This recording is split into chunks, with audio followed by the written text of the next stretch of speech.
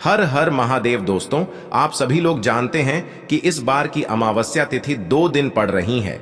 2 सितंबर सोमवार के दिन सोमवती अमावस्या मनाई जाएगी और 3 सितंबर यानी मंगलवार को भौमवती अमावस्या भी मनाई जाएगी। देखो, ये वाले उपाय आप दोनों दिन कर सकते हो और दोनों दिन का विशेष महत्व होता है। और दोस्तों, ये जो अमावस्या है भाद्रपद महीने में पड़ने वाली सबसे बड़ी अमावस्या है, क्योंकि यह सोमवार और मंगलवार दोनों दिन पड़ रही है और इसका बहुत ही बड़ा और विशेष महत्व होता है। पूज्य गुरु जी ने कहा है कि अगर कभी भी मौका लग जाए और उस दिन सोमवती अमावस्या पड़ जाए या फिर मंगलवार को अमावस्या पड़ जाए, तो आप लोगों को 108 पीपल के पेड़ की परिक्रमा या फिर तुलसी के पेड़ की परिक्रमा जरूर करनी चाहिए, क्योंकि 2 दिन पड़ने वाली अमावस्या बहुत कम आती है। और इसी के साथ में गुरुजी ने अपनी शिव पुराण कथा में बताया है कि इस दिन आपको 11 चावल दाने का उपाय तो आपको अवश्य ही करना चाहिए, क्योंकि ऐसा दिन पूरे साल में सिर्फ एक ही बार आता है। और दोस्तों, आप सभी लोग जानते हो कि अमावस्या का अगर सबसे बड़ा कोई उपाय है तो वो 11 चावल के दाने वाला उपाय है। तो दोस्तों, इस अमावस्या के दिन आप लोगों को इस 11 चावल के दाने वाले उपाय को जरूर करना है। बहुत सारे लोग होंगे जिन लोगों ने इस उपाय को ना किया हो, मतलब पूरा साल निकल गया, उन्होंने किसी भी दिन इस 11 चावल के दाने वाले उपाय को ना किया हो। पर दोस्तों, आपके पास एक आखिरी मौका बचा हुआ है जो 3 सितंबर के दिन है। तो इस दिन आप लोगों को इस वाले उपाय को जरूर कर लेना है। भले ही आपने पूरे महीने भर इस उपाय को ना किया हो, पर अगर आपने इस भाद्रपद महीने के भौमवती अमावस्या के दिन अगर इस वाले उपाय को कर लिया, तो आपको इस उपाय को करने का वो फल मिलेगा जिसकी आपने कभी कल्पना भी नहीं करी होगी। इसीलिए आप लोग इस वाले उपाय को एक बार जरूर कर लेना है, ताकि आप लोगों के हाथ से यह मौका ना जा सके और आपको इस उपाय को करने का फल मिल सके। दोस्तों, यह उपाय पंडित जी ने अपनी अभी की ही श्री शिव महापुराण की कथा में बताया है, जिस उपाय को आज हम आपको बहुत अच्छे से समझाने वाले हैं। इस वीडियो को देखने के बाद इस उपाय को समझने के लिए आपको कोई और वीडियो को देखने की जरूरत नहीं पड़ेगी। तो चलिए दोस्तों, उपाय को शुरू करते हैं। देखिए, यह इस भाद्रपद महीने के मंगलवार अमावस्या के दिन यह इतना खास होता है, इतना महत्वपूर्ण होता है। देखा गया है कभी कभी बड़े बड़े पूजा पाठ अनुष्ठान से जो मनोकामना पूर्ण नहीं होते, वो भाद्रपद महीने की अमावस्या के दिन एक छोटे से उपाय करने से ही आपकी मनोकामना पूर्ण हो जाती है। और बहुत सारे लोगों ने इस उपाय को किया भी है और उनको इस उपाय को करने का फल भी जरूर मिला है। अगर आप लोग भी इस उपाय को करना चाहते हैं तो आप इस उपाय को पहले अच्छे से समझ लेना, सुन लेना, उसके बाद करना। आपको इस उपाय का फल जरूर मिलेगा। और इस उपाय को कर लेने से आपके घर में चाहे किसी भी प्रकार की दुख और समस्या क्यों ना चल रही हो, आपको उसका कारण भी नहीं पता है कि भाई यह समस्या किस कारण से चल रही है। उसका कुछ भी कारण हो सकता है, जैसे पितृदोष हो सकता है या किसी भी तरह का मंगल दोष भी हो सकता है। तो इस दिन आप लोगों को यह वाला उपाय कर लेना है। यह एक ऐसा उपाय है जिस उपाय को अगर किसी विशेष दिन पर किया जाए तो भाई उस विशेष दिन का जो है वह तो हमें मिलता ही मिलता है, पर हमने उस दिन पर इस उपाय को किया है तो हमें उससे भी बड़ा फल मिलता है और फल बहुत जल्दी मिलता है, क्योंकि आप इस उपाय को बहुत ही बड़े और विशेष दिन पर कर रहे हो। तो चलिए अब उपाय के बारे में बात करते हैं, लेकिन उससे पहले आप लोगों को यह जानना आवश्यक है कि आखिर यह उपाय किस समय करना है, किसको करना है और कैसे करना है। तो चलिए हम आगे आपको वीडियो में एक एक करके बता देते हैं। लेकिन उससे पहले अगर आप लोग हमारे चैनल पर पहली बार आए हैं या फिर मेरी आवाज आज पहली बार सुन रहे हैं, तो हमारे चैनल को सब्सक्राइब जरूर कर लेना और इस वीडियो को लाइक करके कमेंट बॉक्स ओम नमः शिवाय जरूर टाइप कर देना। तो दोस्तों, इस 11 चावल के दाने वाले उपाय को हमें इस अमावस्या के दिन कैसे करना है, किसको करना है, किस समय करना है और कहां पर करना है, ये सारे सवालों के जवाब आपको इस वीडियो में मिल जाएंगे। और जो ये वीडियो देखेगा भाई, उसको 11 चावल के दाने वाला उपाय जरूर करना चाहिए, क्योंकि इस दिन एक चावल के दाने का भी बहुत ही बड़ा और विशेष महत्व होता है। और जब बात आ जाए 11 चावल के दाने की, तो ये सोने पे सुहागा वाली बात हो जाती है और ये एक बहुत ही बड़ा उपाय हो जाता है इस भौम अमावस्या का।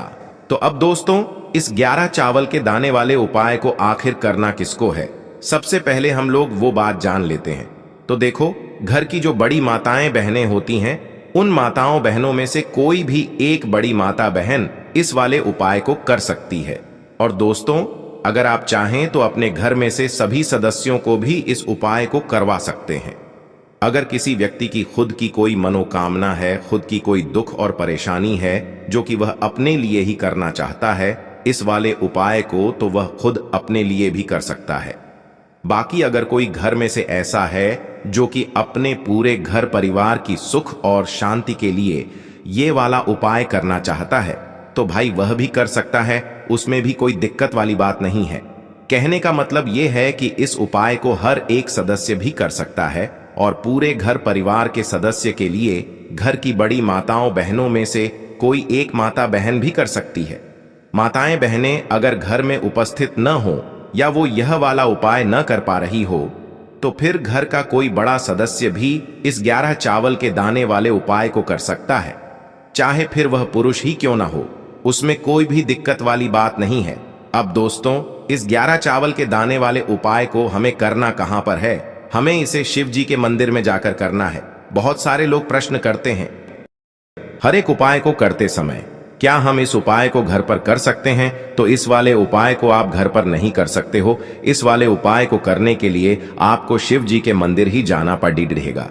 उसके बाद में दोस्तों, जो अगला प्रश्न निकल कर आता है वो यह आता है इस उपाय को लेकर कि आखिर इस उपाय को हमें किस समय करना है, सुबह के समय करना है कि शाम के समय करना है? तो देखो, इस वाले उपाय को आप लोग सुबह के समय भी कर सकते हो और शाम के समय प्रदोष काल में भी कर सकते हो। अब अगर आप पूछो कि भाई सबसे उत्तम समय कौन सा रहेगा इस 11 चावल के दाने वाले उपाय को करने का, तो हम आपसे बस यही कहेंगे कि इस उपाय को आप सुबह के समय करेंगे तो ज्यादा बेहतर होगा। बाकी अगर प्रदोष काल शाम के समय भी करेंगे तो भी अच्छा होगा, उसमें कोई भी दिक्कत वाली बात नहीं है।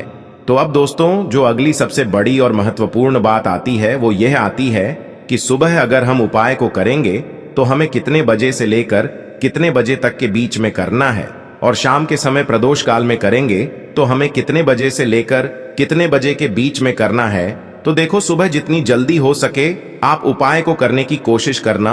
बाकी अगर किसी कारणवश लेट भी हो जाओ, थोड़ी देर भी हो जाए, तो 10 या 11 बजे तक भी आप उपाय कर लेना, पर 12 बजे से ज्यादा देरी न हो, ठीक है? इस बात का ध्यान रखना। उसके बाद में दोस्तों, अगर शाम के समय प्रदोष काल की बात करें, प्रदोष काल का जो समय होता है वो शाम के 6 बजे से शुरू हो जाता है।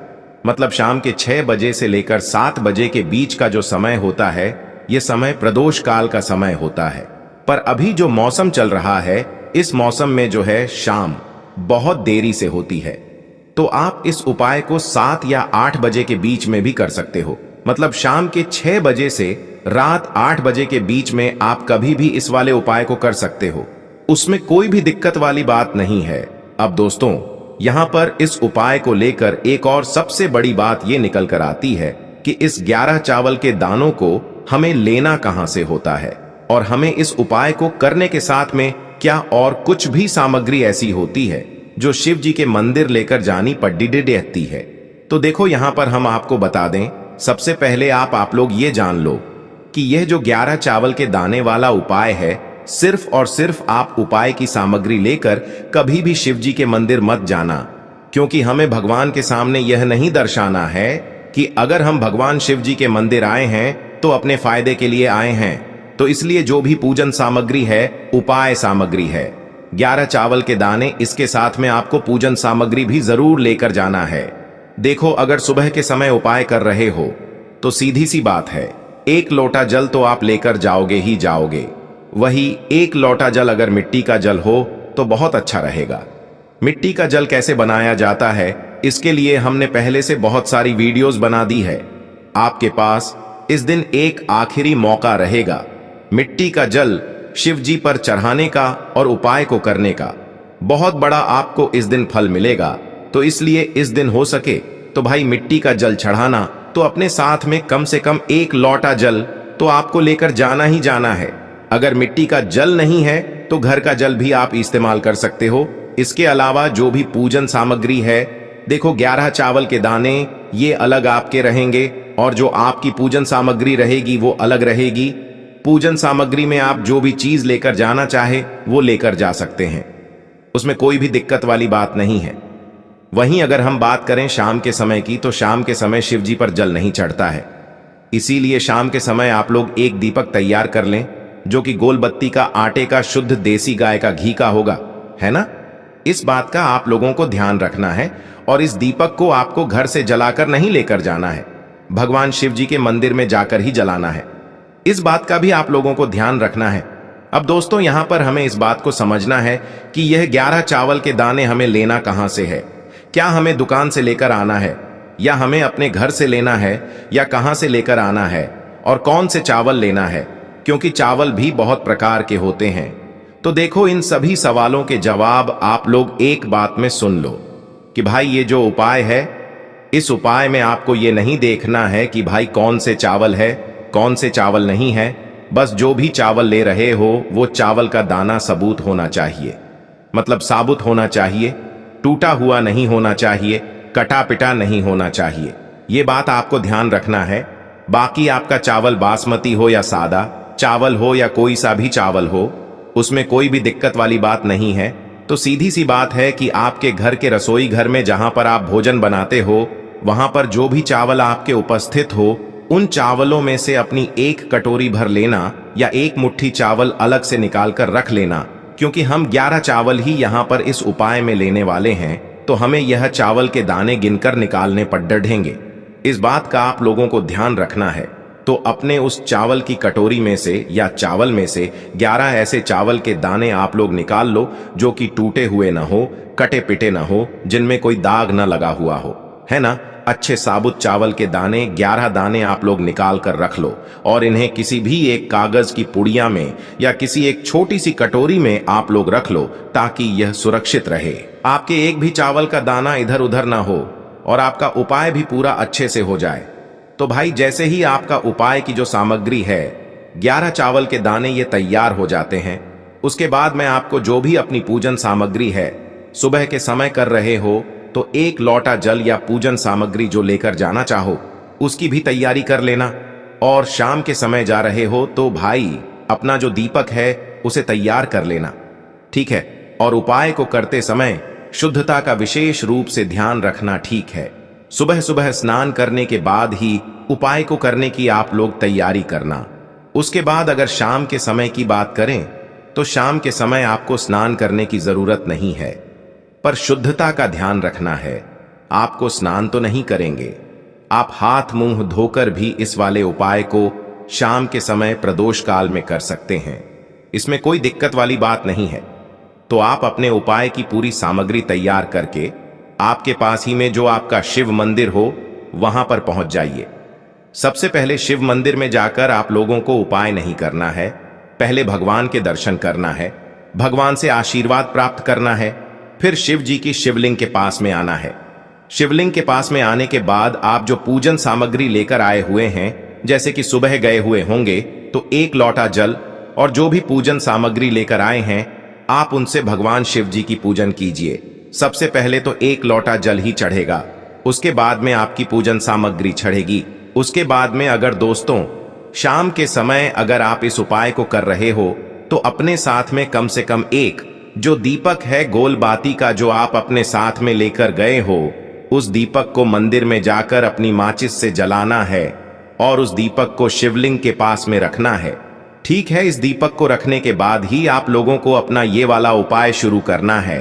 और दीपक को ज्यादा पास में मत रखना, वैसे भी गर्मी पड़ रही है, भगवान शिव जी को आंच नहीं लगनी चाहिए, है ना।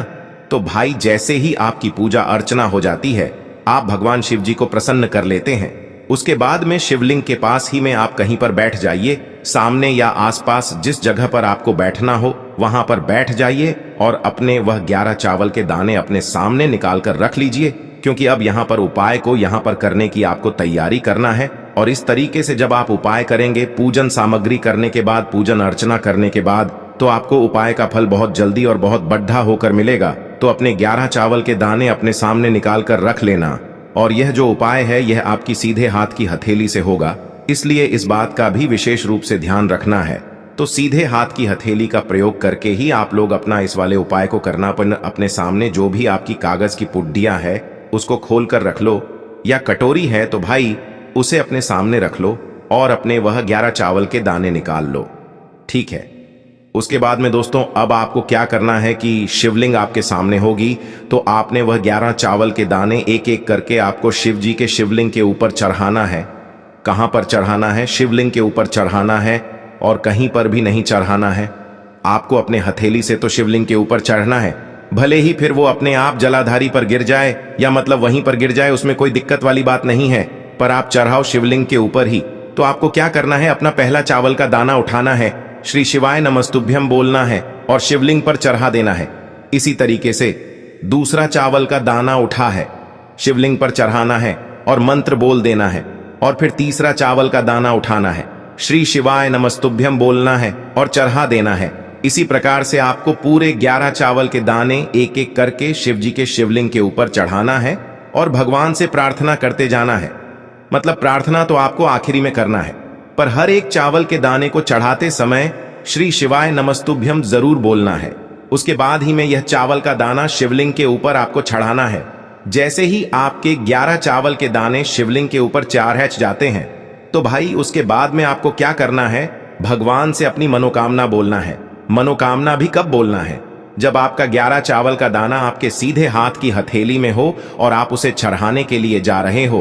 श्री शिवाय नमस्तुभ्यम बोलकर उस आखिरी चावल के दाने को शिवलिंग के ऊपर चढ़ा देना और भगवान से फिर अपनी वह मनोकामना बोल देना, जिस मनोकामना के लिए आप लोग अपना यह वाला उपाय कर रहे हो, जिस भी दुख और परेशानी के लिए आप लोग अपना यह वाला उपाय कर रहे हो।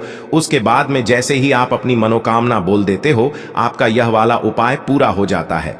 पर दोस्तों, उपाय को करने के बाद आप लोगों को 2 मिनट भगवान शिव जी के मंत्र का जाप जरूर करना है, और मंत्र का जाप करने के बाद भगवान से एक और बार प्रार्थना करना है अपनी मनोकामना के लिए, या अपनी जो भी दुख और परेशानी है उसके लिए। इसके बाद में आप लोग भगवान को देखकर, भगवान से प्रार्थना करके, उनसे आशीर्वाद लेकर वहां से उठ सकते हैं और अपने घर पर जा सकते हैं। दान करने से महिलाओं को स्वास्थ्य लाभ मिलता है, पति सदैव कामयाब रहता है, घर में दौलत का आगमन होता है। दोस्तों, अगर वीडियो अच्छा लगा हो तो लाइक सब्सक्राइब जरूर कीजिएगा।